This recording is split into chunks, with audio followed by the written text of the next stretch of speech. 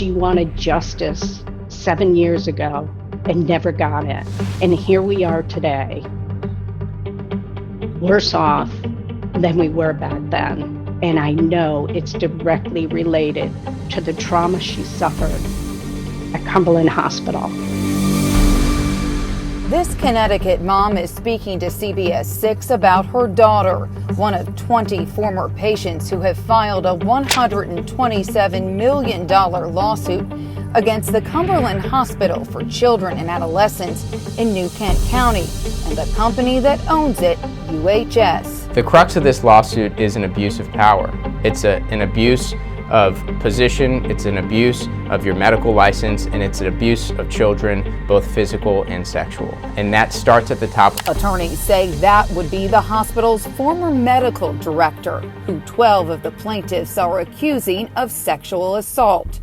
CBS 6 first reported back in February that the Virginia State Police were investigating allegations against Dr. Daniel Davidow, who had been at the Cumberland Hospital since 1996. He has since left the hospital. Now the lawsuit filed in Richmond Circuit Court further details the accusations and the time frame.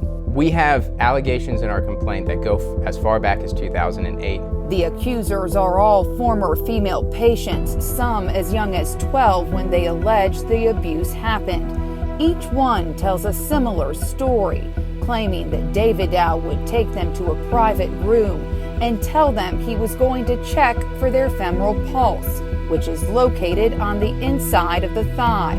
The suit alleges the doctor would then, quote, place his hand beneath the minor patient's undergarments and sexually abuse the minor patient by intentionally touching the minor patient's intimate parts. Dr. Davidow wasn't taking the femoral pulse of male patients.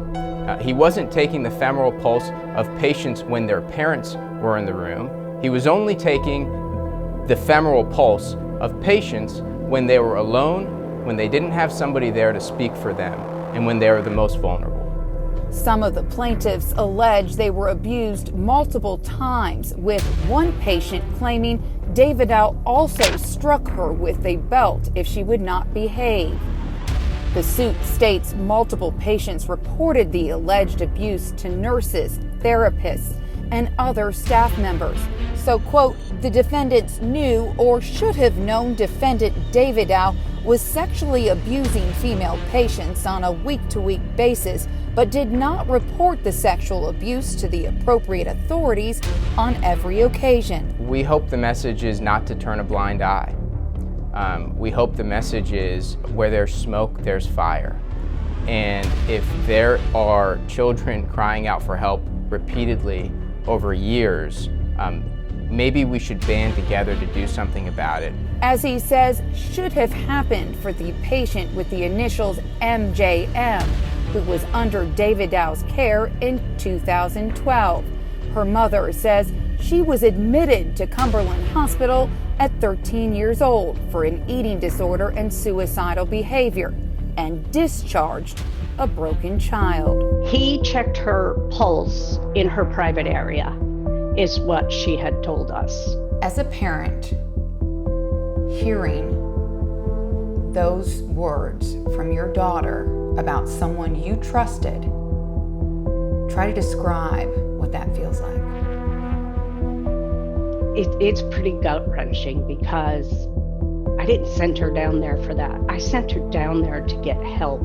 And now you have made this far worse. And she has carried this for 7 years. And MJM's mom says that's not all the now institutionalized 22-year-old carries with her as the result of her stay at Cumberland. There was an autistic boy who entered her room. He touched her inappropriately under her shirt, and she had to fend him off because nobody came to her aid. And she said it was pretty rough, too. It was not easy for her to get him out of her room.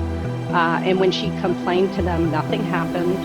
Mom would post this to Facebook September 17th, 2012, stating inappropriate touching is never okay, no matter what one's mental capacity is. Though she says that's how the hospital justified the alleged abuse. The lawsuit claims MJM would be sexually abused again by the same resident, and she was also the victim of physical abuse, along with multiple other children as young as 9 who claim they too were victims at the hands of other patients and staff, like psychotherapist Herschel Mickey Hardin, indicted in February on charges that he sexually abused a former female patient. It wasn't just sexual assault with Mickey Hardin. It was physical assault, it was physical abuse, and it was poor decision making. The lawsuit alleges Hardin physically battered male patient HGB by smacking him across the face with an open palm, causing him to fall on the floor and be injured. The boy was just 11 years old at the time. That same patient also alleges he was once told by a nurse, quote, "It will be fine," after he reported being sexually abused in his room by an older resident. There's nothing that can replace that innocence in a child.